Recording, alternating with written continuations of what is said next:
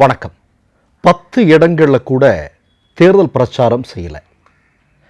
பெரும்பாலான பூத்துகளில் ஏஜென்டா வேலை செய்ய ஆட்கள் இல்லை.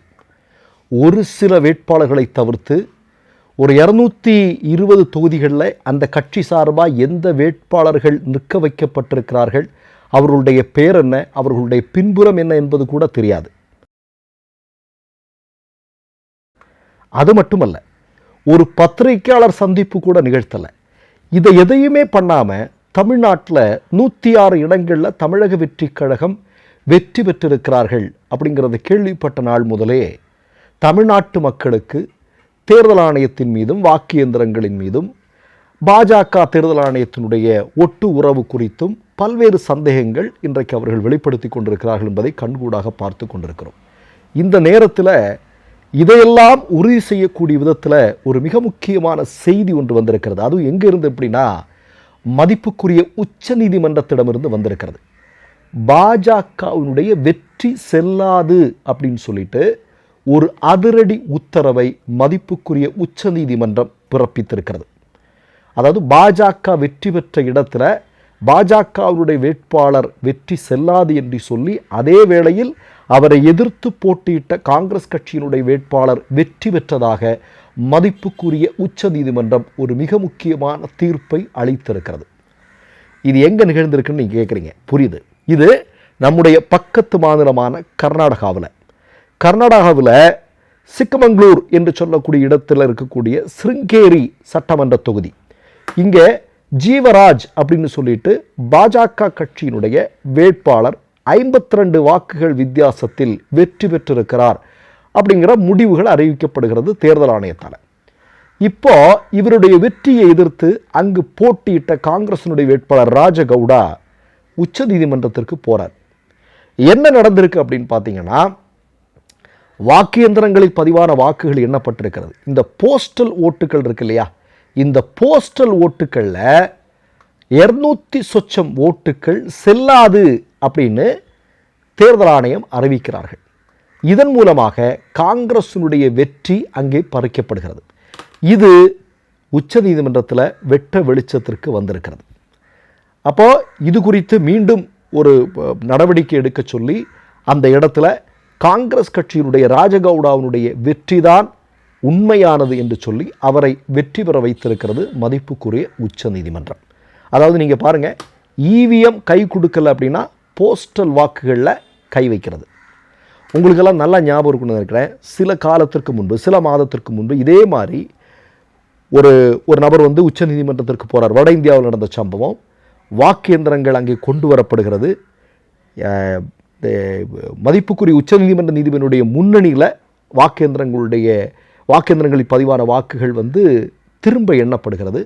அந்த இடத்துல ஏற்கனவே வெற்றி பெற்றதாக அறிவிக்கப்பட்ட பாஜக வேட்பாளர் தோற்கடிக்கப்பட்டு இவருடைய வெற்றி செல்லாது என்று உச்ச நீதிமன்றம் இதற்கு முன்னாடி ஒரு தீர்ப்பு கொடுத்தது நம்ம செய்தியாக பார்த்துருக்கிறோம். இப்போ கர்நாடகாவில் இவிஎம்மில் தில்லு முள்ளு பண்ண முடியாது அப்படின்னா அடுத்தது என்ன, போஸ்டல் வாக்குகளில் ஏதாவது பண்ணிடலாம் அப்படின்னு சொல்லிட்டு ஒரு மிகப்பெரிய திட்டத்தோடு அவர்கள் போயிருக்கிறாங்க. ஆனால் உச்ச நீதிமன்றம் அதை உடைத்து நொறுக்கி இருக்கிறது.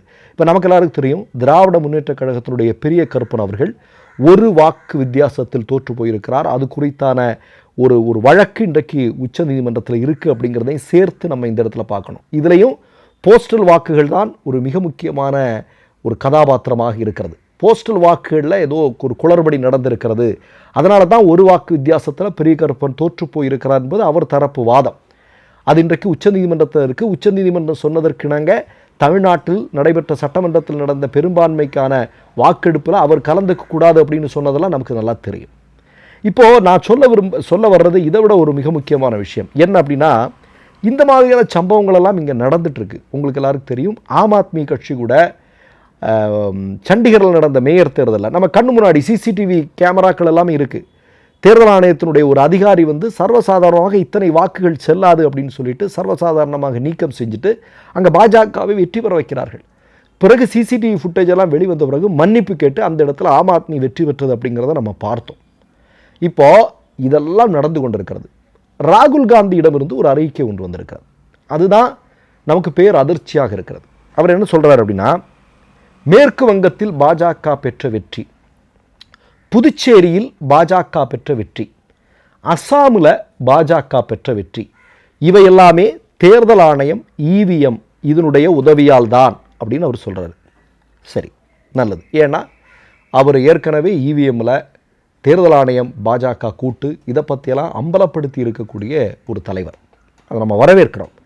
ஆனால் 5 மாநில சட்டமன்ற தேர்தலில் மேற்கு வங்கத்திலும் புதுச்சேரியிலும் அஸ்ஸாமிலையும் நடந்தது மட்டும்தான் தேர்தல் ஆணையமும் இவிஎம்மும் பிஜேபியினுடைய கூட்டும் சேர்ந்து அந்த வெற்றி தீர்மானிக்கப்பட்டிருக்கிறதுன்னு சொல்லும்போது ஏன் தமிழ்நாட்டிலும் கேரளாவிலும் உள்ள வெற்றியை பற்றி அவர் குறிப்பிடவில்லை? இப்போ கேரளாவில் காங்கிரஸ் வின் பண்ணிடுச்சு. சரி, வின் பண்ணிடுச்சு அப்படின்னா அங்கே எந்த முறைகேடும் நடக்கலையா? இப்போ தமிழ்நாட்டில் தாவைக்காவோடு நீங்கள் கூட்டு சேர்ந்திருக்கிறீர்கள்.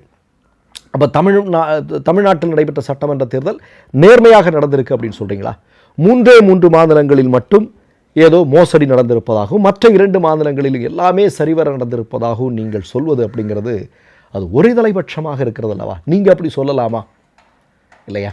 நீங்கள் இப்போ சட்டமன்ற தேர்தல்களாகட்டும் பாராளுமன்ற தேர்தல்களாகட்டும் கடந்த 11 வருடமாக இந்தியாவில் நடைபெறக்கூடிய தேர்தல்கள் அனைத்துமே மிகப்பெரிய சந்தேகங்களை எழுப்பிக் கொண்டிருக்கிறது. அதனால தான் பிரபலமான ஊடகம் மக்கள் மத்தியில் சென்று வாக்கு இயந்திரங்களின் மீதும் தேர்தல் ஆணையத்தின் மீதான நம்பிக்கை பற்றி கேட்கும்போது 85% அதிகமான இந்திய மக்கள் வாக்கு இயந்திரங்களின் மீதும் தேர்தல் ஆணையத்தின் மீதும் தங்களுக்கு நம்பிக்கை இல்லை என்று சொல்லியிருக்கிறார்கள் என்றால் சாதாரணமான விஷயமா? அதானே ரொம்ப நம்ம பேச வேண்டியது இருக்கு. அப்போது நீங்கள் இப்படி பேசுகிறது அப்படிங்கிறது அது மிகப்பெரிய கண்டனத்துக்குரியது. நீங்கள் அப்படி பேசக்கூடாது. ஏன்னா நீங்கள் தொடர்ந்து இதற்கு எதிராக பேசி கொண்டிருக்கக்கூடிய நபர். இப்போ எதுக்காக நான் சொல்கிறேன்னா, இன்றைக்கி கர்நாடக சட்டமன்றத்தில் ஒரு எண்ணிக்கை காங்கிரஸுக்கு கூடுதலாக இருக்கிறது. எப்படியா இருக்கிறது? அங்கே ஒரு மோசடி நடந்திருக்கிறது. யாருடைய உதவியோடு நடந்திருக்கிறது? எதை இன்றைக்கு வெளிப்படுத்தி இருக்கிறது உச்சநீதிமன்றத்தினுடைய தீர்ப்பு? அப்போ இதெல்லாம் நம்ம கைகளில் கணக்குகளாக இருக்கிறது, ஆதாரங்களாக இருக்கிறது. இப்போ இந்த நேரத்தில் நீங்கள் அப்படி பேசும்போது அது உண்மையிலேயே ரொம்ப கஷ்டமாக இருக்குது அப்படிங்கிறது தான் நான் பதிவு செய்ய விரும்புகிறேன். கூடுதலாக ஒன்றை நான் சொல்லிக்கொள்ள விரும்புகிறேன். இப்போது நடந்திருக்கக்கூடிய சட்டமன்ற தேர்தல்கள் முடிவுகள் நிச்சயமாக ஒரு காலத்தில் இதற்கு பின்னால் இருந்த உண்மையான தகவல்கள் என்ன என்பதை ஒரு நாள் யாரோ ஒருத்தர் வெளிப்படுத்தத்தான் போகிறார். ஆனால் என்ன தெரியுமா, அது ஒரு மிகப்பெரிய சிக்கல் என்னென்னா, என்றைக்கோ ஒரு நாள் நீதி நிலைநாட்டப்படுகிறது அப்படிங்கிறது அது அநீதிக்கு சமம். ஏன்னா சரியான நேரத்தில் சரியான இடத்துல ஒரு நீதி கிடைக்கவில்லை என்றால் அந்த நீதி பின்னாளில் கிடைத்து எந்த பயனும் இல்லை அப்படிங்கிறதா உண்மை. மற்றொரு நிகழ்வில் சந்திப்போம். நன்றி, வணக்கம். 3 யூடியூப் சேனல்கள் வியாபாரத்திற்கு இருக்கிறது. தேவைப்படுபவர்கள் இந்த எண்ணுக்கு தொடர்பு கொள்ளுங்கள். மை நேம் இஸ் ரெட் சேனலை சப்ஸ்கிரைப் பண்ணிக்கோங்க. அதுக்கப்புறமா பக்கத்தில் இருக்கிற ஜாயின் பட்டனை கிளிக் பண்ணீங்கன்னா ஒரு நியூ பேஜ் ஒன்று ஓப்பன் ஆகும். அதுலேயும் ஜாயின் பட்டனே கிளிக் பண்ணிக்கோங்க. அதில் பார்த்தீங்கன்னா credit R debit card options இருக்கு. இதில் உங்களுக்கு விசா, மாஸ்டர் கார்டு, ரிப்பே அப்படின்னு 3 ஆப்ஷன்ஸ் கொடுத்துருக்காங்க. அதில் நீங்கள் எந்த கார்டு சூஸ் பண்ணுறீங்களோ அந்த கார்டோட நம்பர் என்டர் பண்ணிக்கோங்க. அப்புறமா கார்டோட வேலிடிட்டி மந்த் அண்ட் இயரை டைப் பண்ணிக்கோங்க. அடுத்தபடியா உங்க கார்டோட பின்னால சிவிசி கோடுன்னு சொல்லிட்டு 3 நம்பர்ஸ் கொடுத்துருப்பாங்க. அந்த நம்பர் இதில் என்டர் பண்ணிக்கோங்க. அப்புறமா அட்ரஸ் அண்ட் இன்ஃபர்மேஷன் என்டர் பண்ணிட்டு பைங்கிற பட்டனை கிளிக் பண்ணிக்கோங்க. ஒருவேளை உங்க கார்டு நம்பர் இன்வாலிட்னு காமிச்சிச்சுன்னா உங்க கார்டுல இன்டர்நேஷனல் யூசேஜை எனேபிள் பண்ணுங்க.